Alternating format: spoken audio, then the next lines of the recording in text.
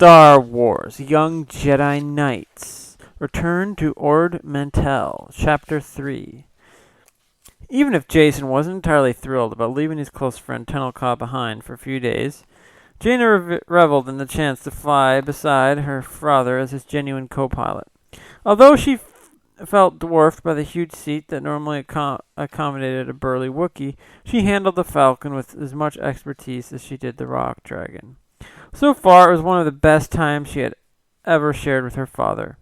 Young Anakin, with his ability for grasping problems and solving complex puzzles, studied the navigational charts and considered various paths through hyperspace until he announced that he had found a perfectly safe shortcut to Ord Mantell.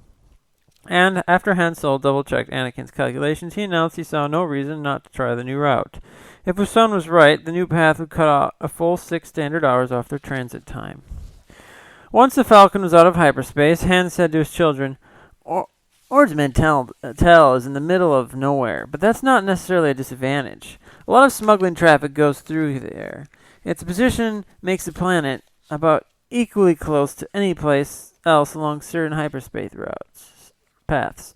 So even though it's not exactly convenient, Ord Mantell makes a good way station or stopping point. If it's a smuggler's hangout, you probably spent some time here between derbies, right, Dad? Jason asked. Before you became respectable, I mean. Han Solo laughed. Plenty of times, Jason. I never tried to hide my checkered past from you all. Doesn't seem to bother your mother anymore. After all, I learned some of my most useful skills when I was a smuggler and a crack pilot. Even studied at the Imperial Academy for a while. All that stuff in my past is part of who I am. All the things I learned made me a vital asset to the rebellion when we fought the Empire. I don't spend time regretting what I've done in my life, so long as I can use it now to help people I love. Jaina raised her eyebrows. So if we ever do anything you think is dumb, you'll understand, right? You'll just accept it as part of our growth and training. Ham knitted his brows. That's not exactly what I meant. Jason stood, leaning his back against his father's chair in the Falcon's cockpit. Tell us what you did on Ord Mantell, Dad. I ended up here pretty often when I was a smuggler. It seems about every time I went to Ord Mantell, I ran into one bounty hunter or another, and every one of them meant trouble. One of the worst was an insect creature named Cypher Boss, a mercenary as vile and self-centered as they come. He was impersonating his identical hatchmate brother, who was a rebel sympathizer. But all those bug people look alike, and I couldn't tell the difference. Cypher Boss sold us out and almost captured your mom and Luke and me. And the three of us nearly got fed to the Imperials by a cyborg bounty hunter called Psychor. They just never learn. He shook his head. But one of the worst pinches I ever got into was against this tough smuggler named Zethros and his Rybet henchman Briff.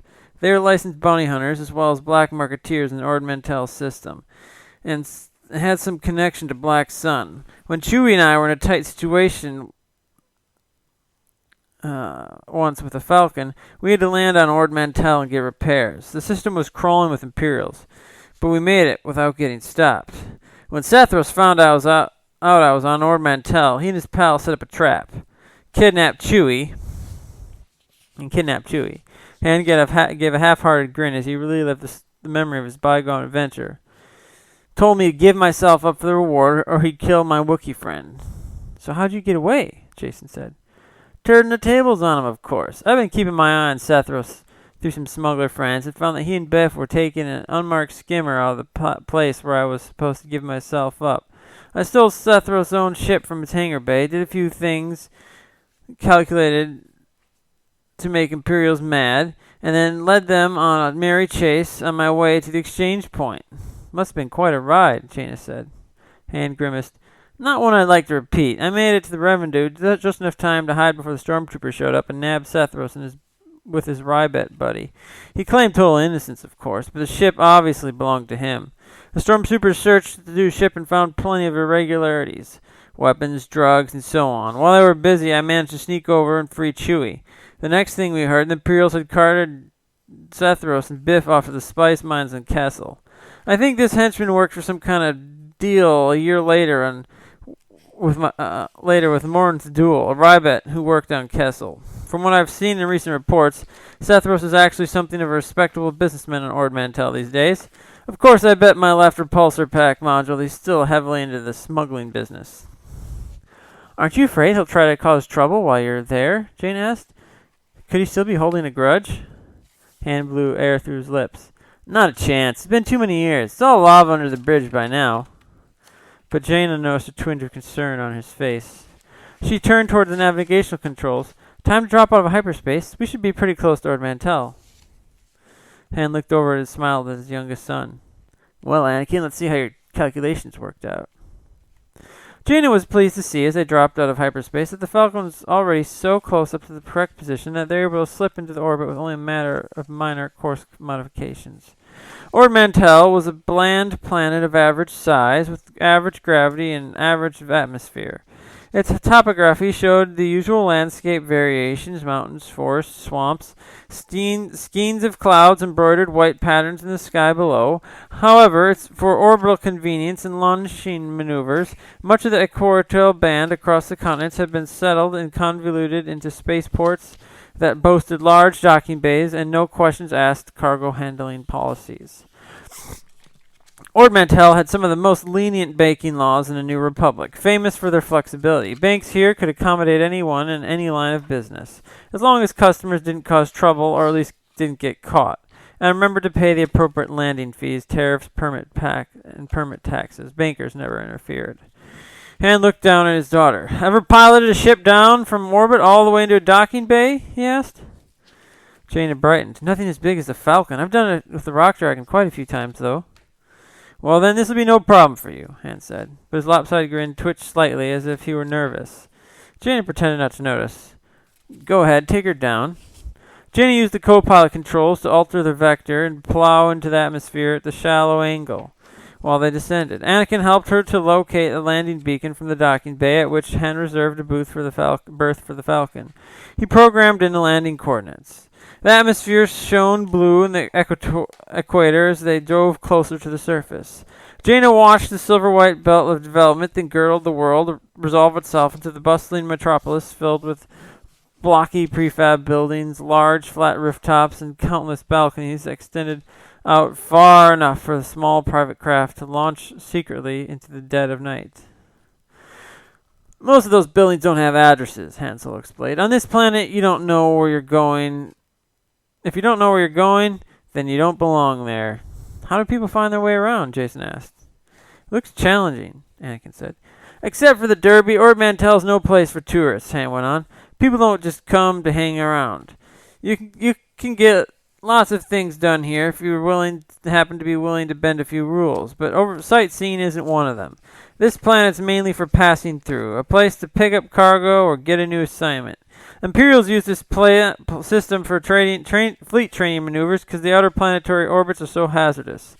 The Cometary's clouds are pretty thick, and that's where, of course, the blockade runner's derby is.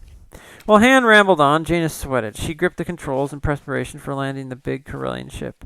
She didn't know why she suddenly felt so anxious, but her hands grew damp with perspiration as she brought the Falcon in. Maybe she just wanted her father to be proud of her.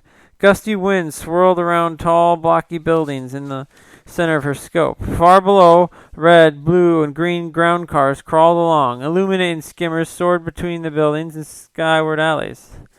Just take it easy, Jaina. You're doing fine, Han said. Yeah, don't sweat it, Jason said. We trust you. Jaina paused and let her confidence build, despite the warble of uneasiness she heard in her twin brother's voice.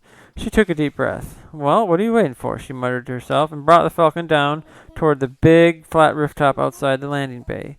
As she approached, running lights illuminated a rectangular slit in the that yawned open, wide and dark. Those are the docking doors, Jaina. You have to float down below. Our berth is on the upper bay. Jaina swallowed. She had thought just landing the freighter on the rooftop would be a challenge enough. Now she had to slip through this narrow hole that from this height looked barely a meter wider than the Falcon's hull. She couldn't let anything happen to her dad's ship. May the Force be with you, she heard Jason whisper. Then she remembered her Uncle Luke had always told them to use their Jedi senses in addition to their training in any skill. She was a good pilot, and she was a Jedi. She drew a deep breath, let her body relax into her seat. The Millennium Falcon became part of Jaina, an extension of her mind, and she could sense the distance to the outer walls. She slipped the light freighter between the opening doors without so much of a wobble or jitter. Han looked at her in proud amazement. "That's very smooth, Jaina." "Just tell me where to land," she said. Her fingers danced across the repulsor engine controls. Her calm voice betrayed none of her uneasiness. "Over there," Han gestured. And she saw a broad docking bay where a group of people stood waiting to greet them. Amber lights flashed, and someone holding bright laser torches directed the Falcon to its landing place. With a final hiss, the landing pads touched down on the deck plates. Jaina felt a thrill of exhilaration. What has she been so worried about? Han hugged her. As they all unbuckled the crash restraints and stood up to head for the landing ramp, Han said, "I wonder who's in our welcoming committee." "They could have hired musicians, maybe some kind of band," Jason said. "You are an official representative of New Republic." "Not only that," Han said, brushing from the front of his vest, "I'm the Grand Marshal of the Blockade Runners Derby. It's a pretty big honor around these parts." Han Solo, along with Jaina, Jason, and Anakin, hurried to the landing ramp, only to find a group of armed soldiers blocking their exit.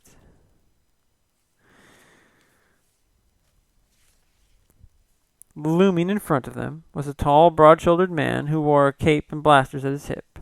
Close-cropped moss green hair covered the top of his head. A band of metal inset with lights and sensors encircled his head like a ring around some pale green planet.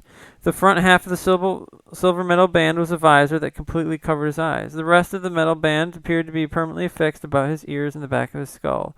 He seemed to be receiving a continuous flow of information through an apparatus, and his lips curled into a sneer. A constantly moving cybernet optical laser sensor burned through a slit in a narrow visor, glaring at all of them. Han Solo stopped in his tracks. His confident expression quickly faded. "Sethros," he said, a look of disbelief in his eyes. A sinister-looking man lifted his chin, and his gaze frozen in a metal glare. "Han Solo," he said in a rough, gravely voice. "I knew if I waited long enough, you would return to Ord Mantell."